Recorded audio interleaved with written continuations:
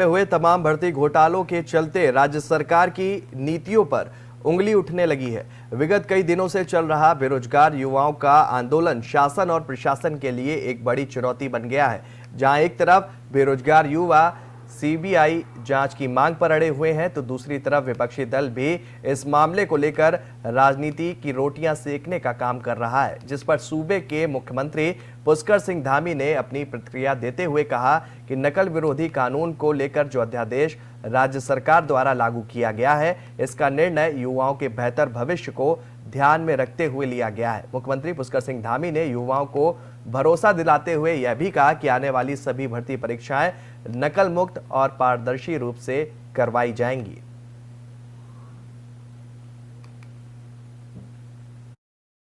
कांग्रेस के पास कोई मुद्दा नहीं है और मुद्दा विहीन कांग्रेस है। हम तो सभी छात्र छात्राओं से, बेटे बेटियों से, भाई बहनों से सबसे कहना चाहते हैं कि उनके हित के लिए हम सारे निर्णय ले रहे हैं और हमने जो भी निर्णय लिए हैं अभी तक वो केवल और केवल हमारे बच्चों के भविष्य के लिए लिए हैं कि आगे आने वाले समय में हमारे बच्चों को अपने योग्यता, अपनी क्षमता जो उनके अंदर है, उस योग्यता क्षमता पर कहीं उनको ये नहीं होना चाहिए कि हम अपनी योग्यता क्षमता के होने के बावजूद भी आगे नहीं बढ़ पा रहे हैं, परीक्षाओं में भाग लेकर भी जो है उसमें चयन नहीं हो पा रहा है। ये सारी व्यवस्था नकल अध्यादेश के आने के बाद स्वतः ही समाप्त हो गई है।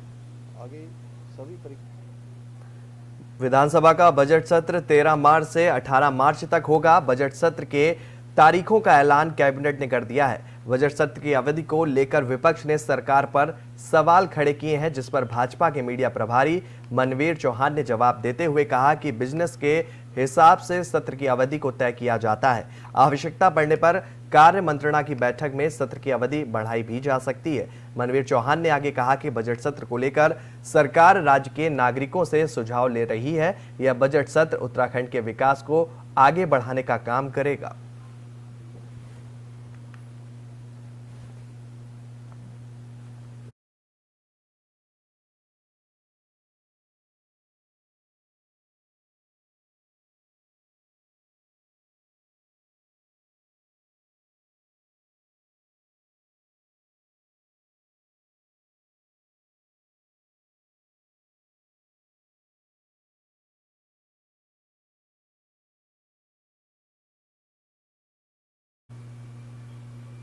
नगर निगम सभागार में आज हुई बोर्ड बैठक में अलग नजारा देखने को मिला। बता दें कि बैठक के दौरान भाजपा पार्षदों के दो गुट नजर आए और इस दौरान कई प्रस्तावों पर चर्चा के दौरान दोनों गुटों के बीच तीखी नोकझोंक भी हुई। भारी विरोध के बाद बजट पास किया गया। जहां अधिकतर पार्षद बजट के पक्ष में नजर आए, तो वहीं भाजपा के कुछ पार्षद बजट के विरोध में रहे। हालांकि बैठक के दौरान भाजपा के एक पार्षद ने उनके क्षेत्र में काम न होने से नाराज होकर अपने पैर से चप्पल निकाल ली।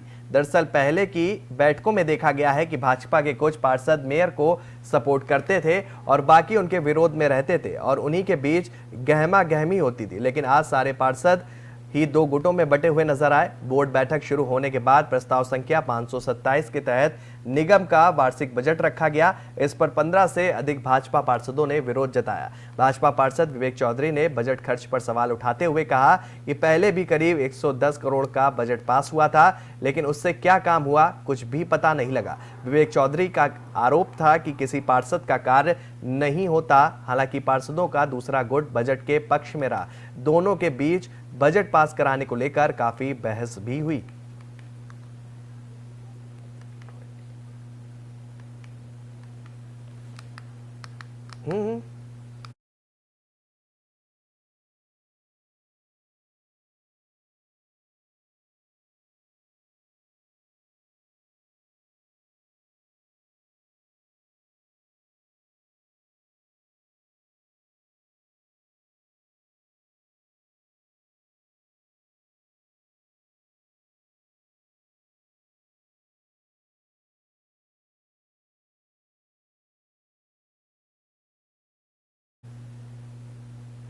और अगली खबर अल्मोड़ा से है। अल्मोड़ा में पर्वतीय ठेकेदार संघ ने लोक निर्माण विभाग के निर्माण खंड में विरोध प्रदर्शन किया। ठेकेदारों ने अधिकारियों की मनमानी पर कड़ा आक्रोश जताते हुए अधिकारियों के खिलाफ जमकर नारेबाजी भी की। साथ ही ठेकेदारों ने निर्माण खंड के लेखा अधिकारी का घेराव भी किया। ठेकेदारों ने आरोप लगाया कि लेखा अधिकारी अपने कार्यालय से अक्सर अनुपस्थित रहते हैं और जानबूझकर उनके बिलों को लटकाने का काम करते हैं। ठेकेदारों का आरोप है कि उनके द्वारा किए गए कार्यों का लंबे समय से भुगतान नहीं किया जा रहा है, जिससे ठेकेदारों को आर्थिक संकट का सामना भी करना पड़ रहा है। पत्थर, रेता, रोड़ी की कंकरी बंद होने के चलते कार्य करने में देरी हो रही है, लेकिन पीडब्ल्यूडी के अधिशासी अभियंता द्वारा ठेकेदारों को 10% की अतिरिक्त पेनाल्टी लगाई जा रही है, जिससे नुकसान हो रहा है।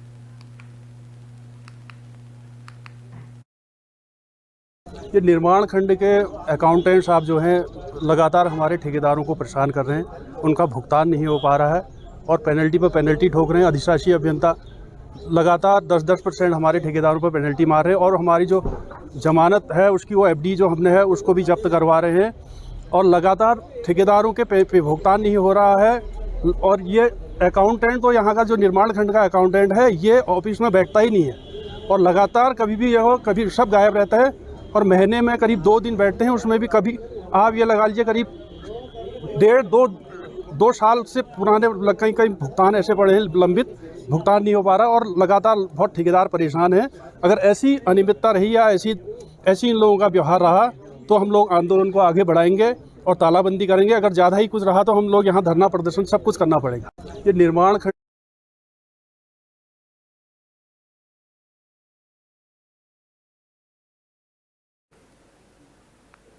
वहीं उत्तरकाशी के भटवाड़ी ब्लॉक ग्राम होरी में देर शाम एक मकान में आग लग गई। आग लगने से मकान जलकर खाक हो गया। ग्रामीणों ने आग पर नियंत्रण पाने की पूरी कोशिश की, पर आग पर काबू नहीं पाया जा सका। गनीमत यह रही कि जनहानि का कोई भी खतरा इस आग में नहीं हुआ। मकान में तमाम सामान जलकर खाक हो गया। ग्राम प्रधान अनवीर का कहना है कि पीड़ित परिवार के पास कुछ भी नहीं बचा है और उनके सोने के आभूषण और तमाम प्रकार की चीजें जलकर खाक हो गई। वहीं उन्होंने जिलाधिकारी से पीड़ित परिवार को मुआवजा देने की मांग भी की है।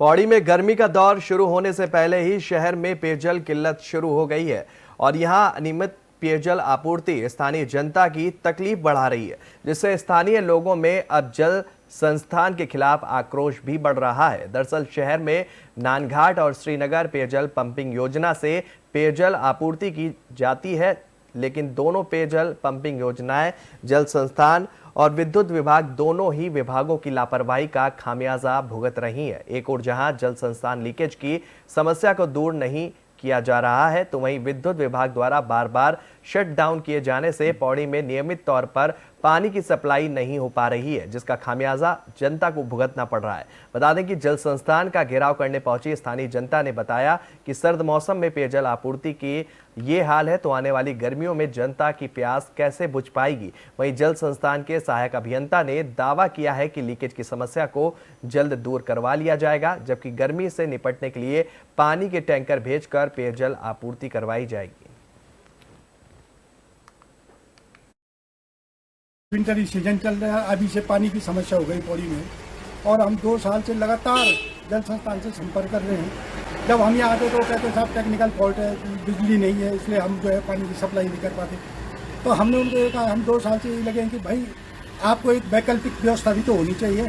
जैसे हम लोगों के घर में अगर लाइट जाती है तो हम मोमबत्ती की व्यवस्था रखते हैं। तो हम 2 साल से लगे हैं, तो 2 साल से जल संस्थान ने उसमें कोई स्टेप नहीं उठाया और अभी से जब पानी की ये कमी है तो गर्मियों में क्या हाल होंगे पानी के, ये आप सोच सकते हैं। सर इसमें हमारी 1.5 MLD 2 MLD श्रीनगर से वाटर सप्लाई पौड़ी के लिए होती है। ये बहुत काफ़ी पुरानी लाइन है, ये बार बार फटती रहती है जगह जगह और जिससे हमारी वाटर सप्लाई डिस्टर्ब होती है।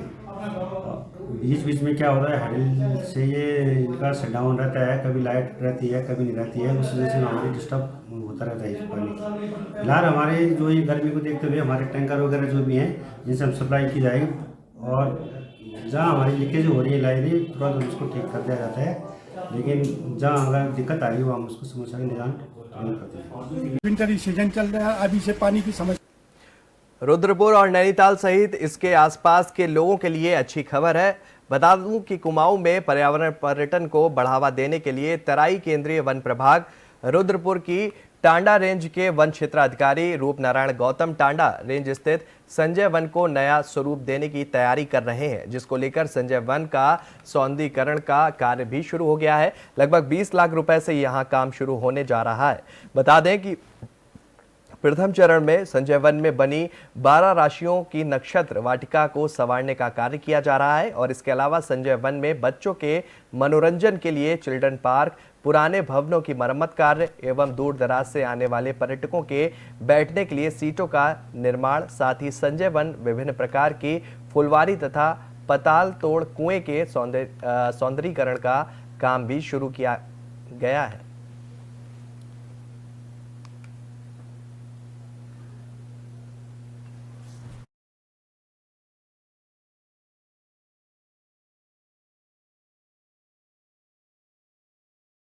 के लिए हमारे द्वारा प्रयास किया जा रहे हैं। इसी क्रम में माननीय रक्षा राज्य मंत्री भट्ट साहब आए थे, उनके द्वारा जिला योजना से 20 लाख रुपए स्वीकृत कराए गए हैं।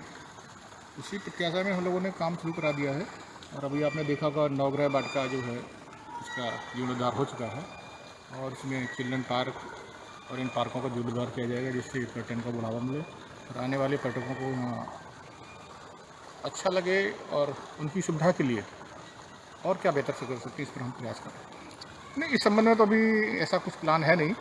इसके लिए तो जू अथॉरिटी से परमिशन लेनी पड़ती है। अगर वहाँ से कोई परमिशन मिलती है तो उनके लिए प्रयास करें। अभी जो मेन है बच्चों के लिए हम एक चिल्ड्रन पार्क बना रहे हैं, हाईटेक चिल्ड्रन पार्क बना रहे हैं और मैंने हमारा ये जो पार्क हैं जो जीर्ण हो रहे हैं इनका जीर्णोद्धार करना और जो हमारी मुख्य प्रशासनिक बिल्डिंग है इसका जीर्णोद्धार।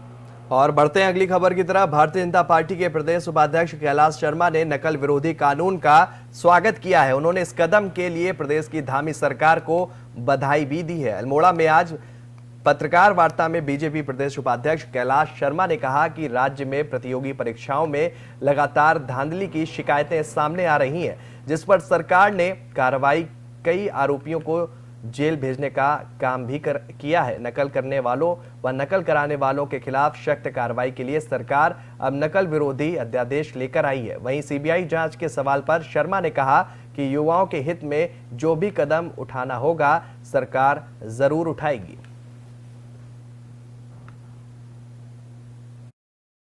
देखिए, ये बहुत बड़ा एक सौभाग्यशाली हम सब लोगों के लिए क्षण है। हमारे प्रदेश की सरकार ने, हमारे प्रदेश के यशस्वी मुख्यमंत्री जी ने जो बहुत बड़ी चिंता हमारे उत्तराखंड के शिक्षित प्रशिक्षित सभी नवयुवक नवयुवतियों के लिए था। बार बार जितने भी प्रतियोगी परीक्षाएं हो रही थी उन परीक्षाओं में अनुचित साधनों का प्रयोग किया जा रहा था या करवाया जा रहा था। उसको रोकने के लिए उचित दंड के साथ प्राविधान करते हुए हमारी सरकार ने, माननीय मुख्यमंत्री जी के नेतृत्व ने पार्टी संगठन की चिंता के अनुसार, जनता की आवश्यकता के अनुसार नकल विरोधी कानून बनाया है। मैं उसका स्वागत करता हूं और आप सबके माध्यम से माननीय मुख्यमंत्री जी का और उनकी सरकार का धन्यवाद भी ज्ञापित करता हूं। देखिए, ये बहुत बड़ा एक